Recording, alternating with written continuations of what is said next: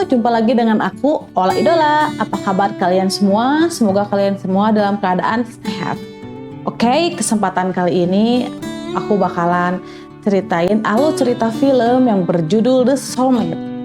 Nah, tanpa basa-basi lagi, langsung cus aja ke ceritanya.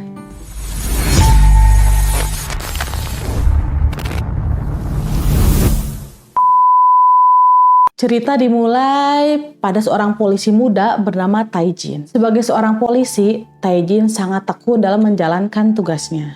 Bahkan bisa dibilang terlalu tekun. Jiwa muda dan keluguannya itu membuatnya menjadi seorang polisi yang jujur dan penuh semangat.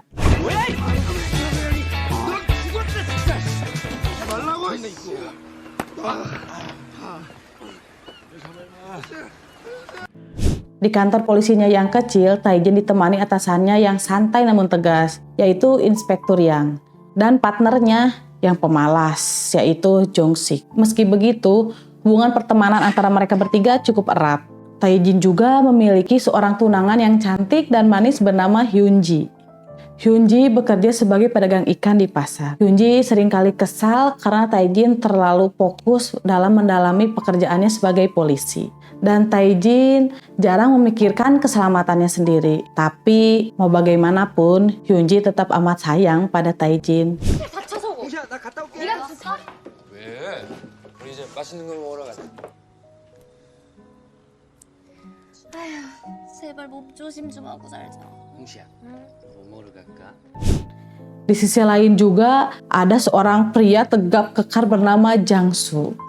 Meski memiliki badan yang kekar dari pria pada umumnya, Jang-soo adalah orang yang cuek dan tidak suka mencampuri urusan orang lain. 씨발 왜 사람을 꼬나보냐고. 뭐? 아까 할머니 왜 안 도와줘요? Jang-soo adalah seorang master dan guru les judo. Tapi sayangnya judonya terhitung sepi. Di sana hanya ada beberapa murid dan asistennya yang kurang cerdas bernama Bonggu. Meski begitu, Jang-soo tetap semangat menjalani perannya sebagai ayah tunggal dari gadis imut bernama Do-kyung. Hari demi hari, Jang-soo menjalani kehidupannya dengan bahagia bersama sang buah hati. Karena Jang-soo harus mengisi peran sebagai ayah sekaligus ibu. Sayangnya Do-kyung memiliki kondisi lemah jantung. Sampai saat itu, Jang-soo terus menunggu kabar donor jantung dari dokternya. Dia bahkan rela menjual dojonya demi biaya operasi anaknya tercinta. Beralih di kantor polisi dengan Taijin yang sedang bekerja seperti biasa. Dan juga Jong-sik, sahabat Taijin yang malah tidur di jam kerja. Namun walaupun tidur, ternyata atasan mereka Inspektur Yang nyatanya tidak terlalu memperdulikannya. Dan mereka malah terlihat sangat akrab. Bahkan saking akrabnya, saat ada masyarakat yang ingin melapor, mereka berdua malah kompak ninggalin Taijin sendiri untuk menghadapi pelapor itu. Yang ternyata si pelapor ini langsung marah-marah karena sudah berapa hari mereka tidak juga menemukan anjing peliharaannya. Yang akhirnya Taijin pun cuma bisa diam dan sambil memberikan senyuman sebagai bentuk pelayanan. 복끼리 알았어? 뭔일 난 거 아니오? 시민은 개뿔 뭐 민주주의 지팡이라고 다 쏘고 비틀어져. Di malam hari, Taijin langsung mencari anak anjing si pelapor tadi supaya gak dimarahin lagi. Namun di sebuah dermaga, bukannya anjing yang ia temukan, melainkan segerombolan orang yang terlihat seperti melakukan penyelundupan atau perdagangan wanita untuk diperjualbelikan di Korea. Tanpa berpikir panjang, Taijin lantas mengikuti mobil van mereka secara diam-diam. Namun di persimpangan jalan, Taijin malah kehilangan mereka dan hanya menemukan mobil van yang mirip dengan mobil yang membawa wanita-wanita tadi. Ternyata mobil van tersebut milik Jang-soo. Namun Jang-soo malah bingung. Dia menjelaskan kalau van itu dia gunakan untuk mengantar jemput murid dojonya saja. Tapi Taijin tetap tidak percaya. Jang-soo pun mulai kesal menanggapi polisi resek satu ini.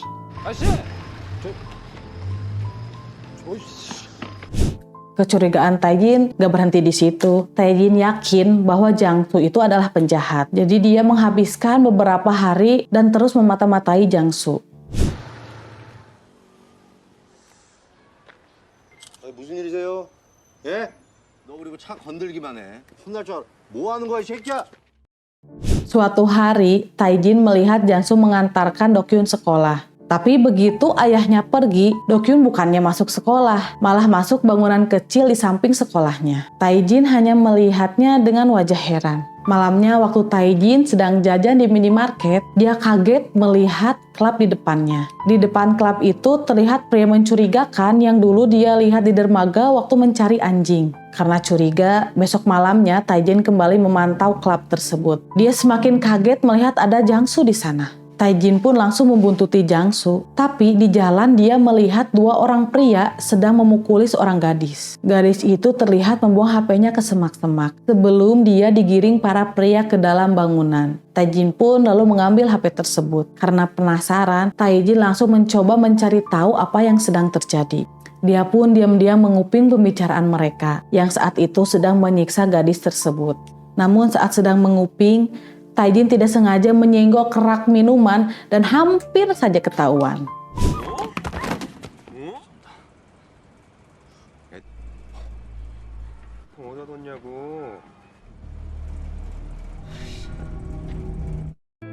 Besoknya Taijin memberitahu Jong-sik soal video yang dia temukan dari HP gadis semalam. Ternyata video itu merekam kegiatan prostitusi ilegal yang ada di klub tersebut. Malamnya Taijin mendapat telepon dari Jong-sik yang memintanya datang ke suatu tempat. Jangsu terlihat baru saja membelikan mainan untuk putrinya. Tapi dia kaget karena mobilnya sudah tidak ada. Dan yang ada hanyalah surat pemberitahuan bahwa mobilnya diderek atau disita. Seketika dia melihat Taijin lewat di depannya. Karena mengira Taijin yang menderek mobilnya, dia langsung menyusul si polisi itu. Tak lama kemudian, Taijin tiba di lokasi yang diberikan Jong-sik di sebuah parkiran gelap. Tiba-tiba,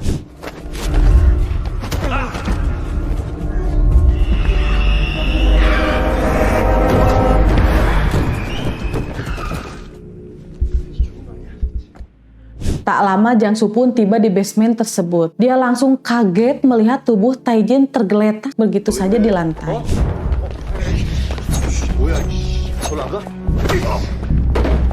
Jong-sik pun tiba di tempat tersebut. Dia heran kenapa Jangsu ada di sana. Rupanya, Jong-sik adalah seorang polisi korup yang bersekongkol dengan para gangster. Tapi waktu melihat Taijin tergeletak tak bernyawa, Jong-sik langsung panik. Dia tak menyangka bahwa temannya akan dibunuh.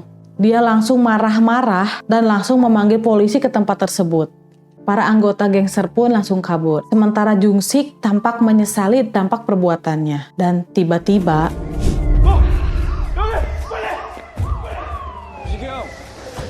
중식이 형, 나 아까 Taijin tidak menyadari kalau dirinya hanyalah arwah. Dia hanya bisa kebingungan sementara tubuhnya dan tubuh Jangsu dibawa ke rumah sakit. Jong-sik tampak halut bukan main saat melihat kondisi temannya tersebut. Lalu Hyunji tiba di rumah sakit. Dia histeris melihat pacarnya tersebut.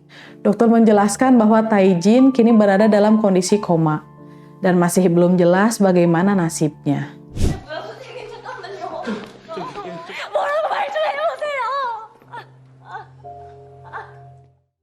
Tak lama kemudian, arwah Taijin tiba di rumah sakit. Dia masih bingung melihat pacarnya menangis. Namun, kala ia melihat tubuhnya sendiri,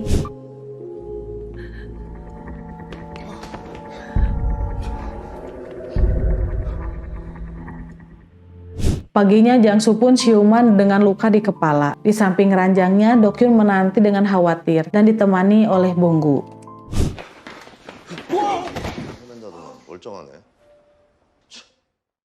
Entah bagaimana caranya, Jangsu mampu melihat dan melakukan kontak fisik dengan arwah Taijin. Taijin pun langsung heran. Dia langsung menjelaskan pada Janggu bahwa dirinya adalah arwah. Namun Janggu menganggap Taijin sudah gila. 제가 말씀드렸잖아요.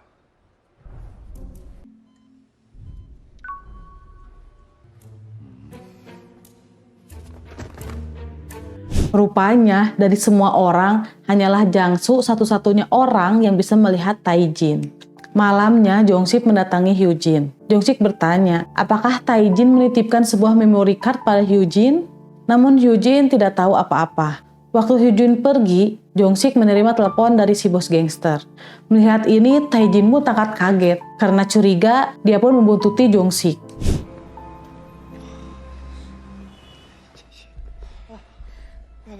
네가 부른 거 아니야 이 새끼야. 이 새끼야. 무서우니까. Ternyata bos dari para gangster yang sebenarnya adalah Inspektur Yang, atasan dari Tae-jin dan Jong-sik di kepolisian. Menyaksikan ini semua, Tae-jin sangat syok dan sangat marah. Di situ Inspektur Yang menugaskan bawahannya untuk menghabisi saksi mata yang masih ada. Saksi mata itu adalah Jang-soo. Mendengar ini, Tae-jin langsung bergegas kembali ke rumah sakit untuk memberitahu Jang-soo. Namun Jang-soo tidak mempercayai kata-kata Tae-jin. Sementara itu, para gangster tiba di rumah sakit tersebut.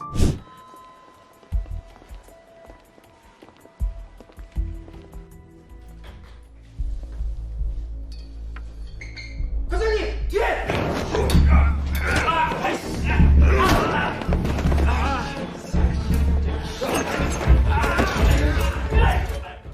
Dengan bantuan arwah Tae-jin, Jang-soo pun bisa selamat dari incaran para gangster tersebut. Malamnya Suser menyerahkan barang-barang Tae-jin kepada Hyunji. Hyunji yang masih setia menunggu Tae-jin di ruangan Tae-jin. Di kantong baju Tae-jin, ia menemukan lembaran formulir registrasi pernikahan. Ternyata, sebelum dia koma, Tae-jin berniat mengesahkan pernikahannya dengan Hyunji. Hyunji pun tak kuasa menahan tangisnya.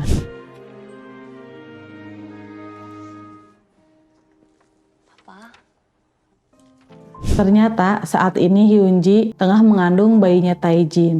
Di samping Hyunji, arwah Tae-jin sangat bahagia mendengarnya. Hyunji membuka dompet Tae-jin. Melihat foto mereka berdua, Hyunji teringat waktu pertama kali mereka bertemu. Waktu itu, Hyunji sedang mengetuk-ngetuk gerbang rumah hingga warga melaporkannya pada polisi. Ternyata saat itu Hyunji sedang dalam kondisi depresi dan sakit mental karena kehilangan orang tuanya dan rumah keluarganya karena digusur. Disitulah Tae-jin hadir menghibur dan mengurus Hyunji. Hyunji hanya mampu tersenyum mengenang memori tersebut. Tiba-tiba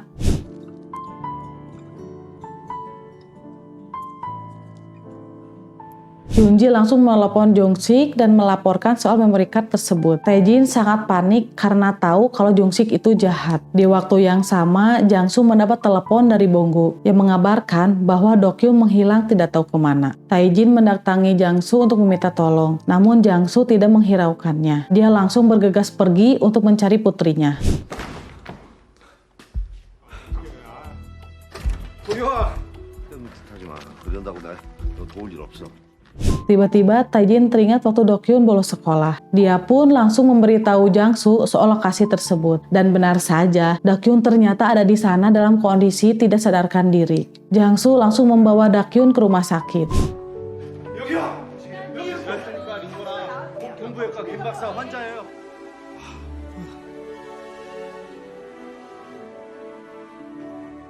조금만 늦었어도 장담 못할 상황이었는데 오셔도 돼요? 네, 선생님 진짜 고맙습니다. Di atap rumah sakit, Tae-jin bertanya, sejak kapan Do-kyung sakit? Jang-soo bilang, kalau kondisi jantungnya turunan dari sang ibu dan makin parah sejak kecelakaan 4 tahun lalu. Ternyata, dulu Jang-soo adalah orang yang sangat peduli sekitar. Saat berkendara dengan anak dan istrinya, dia menepi karena melihat ada mobil kecelakaan di depannya. Namun, setelah ia menolong pasangan suami istri tersebut,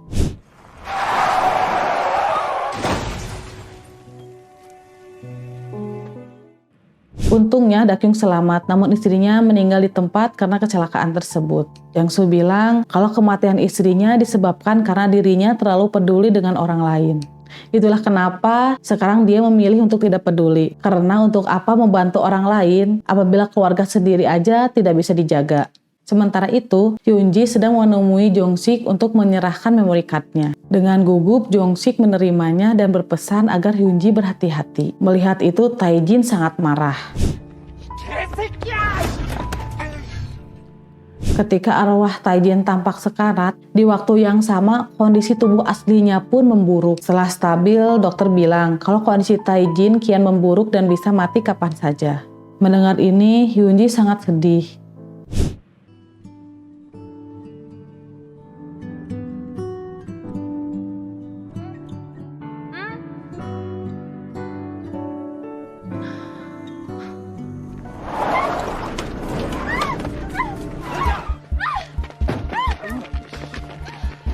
뭐하는 사람들이야?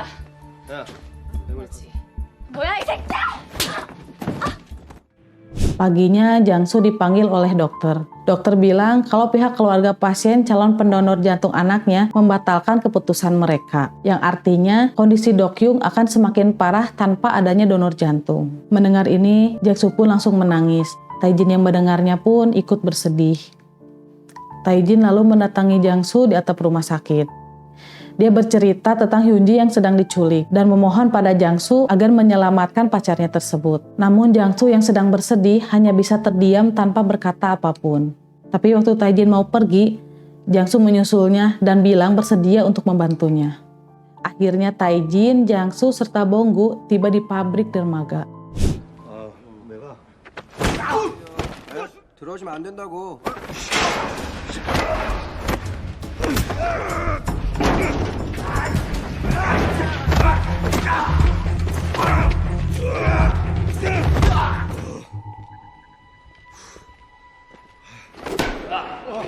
Selesai dari sana, Jang-soo lanjut keluar dan bertemu dengan Inspektur Yang.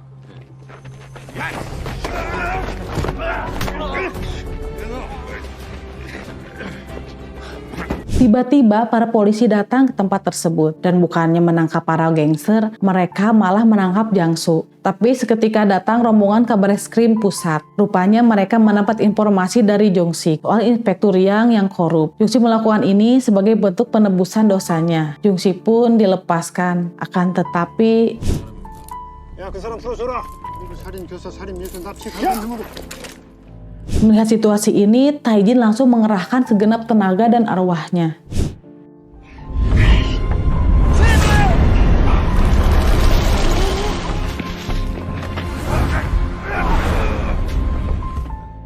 Jang-soo dan Tae-jin pun langsung bergegas ke ruangan gangster dan akhirnya Hyun-ji pun terselamatkan. Setelah itu, mereka kembali ke rumah sakit. Di situ Tae-jin bilang kalau sebentar lagi dia akan mati. Sebelum itu, dia minta tolong sekali lagi pada Jang-soo. Ternyata Tae-jin meminta Jang-soo untuk menunjukkan hadiahnya pada Hyun-ji, yaitu rumah masa kecil Hyun-ji yang dulu membuatnya depresi. Selama ini, ternyata Tae-jin diam-diam melakukan renovasi pada rumah tersebut untuk diberikan sebagai rumah tinggal mereka setelah menikah. Jang-soo bilang pada Hyun-ji kalau saat ini Tae-jin ada di hadapannya. Hyun-ji pun memejamkan matanya. 이제 가야 할 때가 된 것 같다. 원장님 아이한테 내 심장을 주고 싶어. 가지 마. 나 없으면 누가 지켜주지? 가게 문은 누가 같이 닫아주지? 제발 오빠 가지 마. 잘 보살펴줘야 돼요.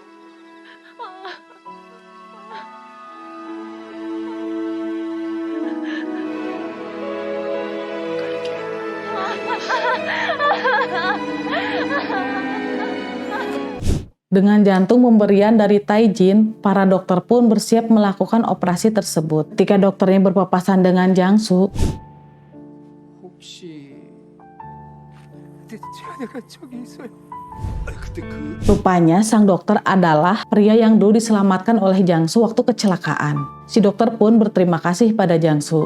Dia bilang kalau dia akan memastikan operasinya lancar. Waktu pun berlalu.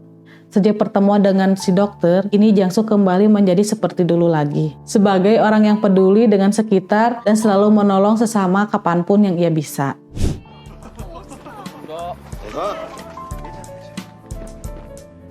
Sementara Do-kyung kini sudah sehat sepenuhnya.